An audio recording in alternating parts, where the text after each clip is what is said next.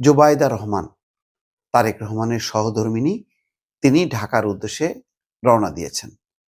তিনি পৌঁছাবেন কালকে সকালে।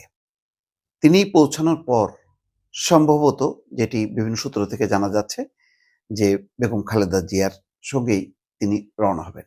ফলে যে যান্ত্রিক ত্রুটির কথা বলা হচ্ছে এয়ার অ্যাম্বুলেন্সে, সেটি হয়তো কিছুটা বিলম্ব করে জুবাইদা রহমান, যেহেতু মেডিকেল বোর্ডের সদস্য, তাকে নিয়ে রওনা হবেন তিনি। এমনটাই হচ্ছে ঢাকার খবর বিভিন্ন সূত্রের। দর্শক, এর পাশাপাশি আরেকটি সাংঘাতিক রকম খবর, এটি খবর বলবো না, এটা অপপ্রচার, যেই আলোচনাগুলো হচ্ছে সেই আলোচনাগুলো আপনাদেরকে আগেই জানিয়ে দিতে চাই। সেটি হচ্ছে বেগম খালেদা জিয়ার স্বাস্থ্যের অবস্থা ভালো না, অনেকটা ক্রিটিক্যাল কন্ডিশনের মধ্যেই তাকে নেওয়া হচ্ছে। এটি নিয়ে বলা হচ্ছে, কেউ কেউ বলার চেষ্টা করছেন যে মেডিকেল বোর্ডের একটা অংশ চায় না যে বেগম খালেদা জিয়াকে এই অবস্থায় নেওয়া হোক, কিন্তু আরেকটা অংশ তারা চায় যে অবশ্যই তাকে নিতে হবে নানা কারণে। যেহেতু তারেক রহমান আসতে পারছে না দেশে, সুতরাং তিনি শেষবারের মতন মাকে দেখতে চান। এই কারণে বেগম খালেদা জিয়াকে এরকম কঠিন সময়ের মধ্যেও, ক্রিটিক্যাল কন্ডিশনের মধ্যেও তাকে নিয়ে যাওয়া হচ্ছে। যদিও বলা হচ্ছে উন্নত চিকিৎসার কথা, কিন্তু অন্তরালে এমন একটি ঘটনা যে ক্রিটিক্যাল অবস্থা, যেটা তার এই লম্বা জার্নি বহন করার মতন তার শারীরিক অবস্থা না, কিন্তু তারপরে নেওয়া হচ্ছে। এটি একটা প্রচার চালানোর একটা আয়োজন চলছে, যে ক্রিটিক্যাল অবস্থায় শুধুমাত্র তারেক রহমানের স্বার্থেই বেগম খালেদা জিয়াকে লন্ডনে নেওয়া হচ্ছে। তারপর তারপর যদি শারীরিক অবস্থার আর উন্নতি না হয়, অপরিবর্তিত থাকে এবং আরো অবনতির দিকে থাকে, তাহলে তারেক রহমান মাকে বিদায় জানাবেন এবং খালেদা জিয়া ফিরে আসবেন। কি অবস্থায় দর্শক ফিরে আসবেন আমি আর এটা বলতে চাই না, আপনারাই বুঝে নেবেন। এরকম একটি প্রচার কিন্তু শুরু হয়েছে, গুঞ্জন শুরু হয়েছে বিভিন্ন মহলে। এটার মধ্য দিয়ে এই মুহূর্তে এরকম চরম সংকটের সময়ও বিএনপি, তারেক রহমান এবং জিয়া পরিবারকে খাটো করা হচ্ছে বা ছোট করা হচ্ছে, যে বেগম জিয়াকে নিয়ে নতুন রাজনীতি শুরু করেছে তার পরিবার বা বিএনপির কোনো কোনো মহল। এমন একটি আলোচনা আছে, যে আলোচনাটা দর্শক আমি আপনাদের সামনে আগেই প্রকাশ করে দিলাম।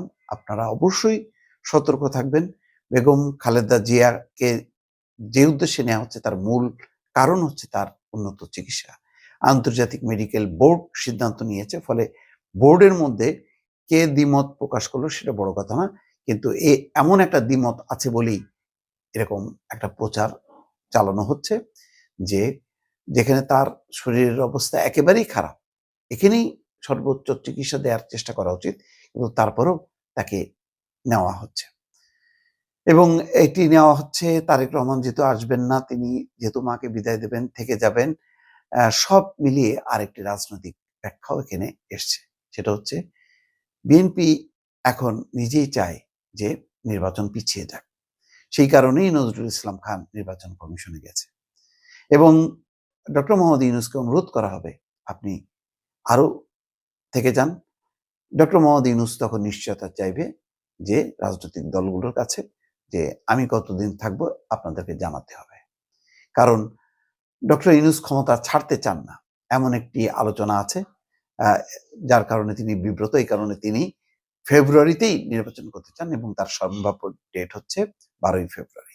ইতিমধ্যে এনসিপি কিন্তু বলে এসছে যে বেগম খালেদা জিয়ার এমন একটি পরিস্থিতিতে তফসিল ঘোষণাটা পেছানো হোক।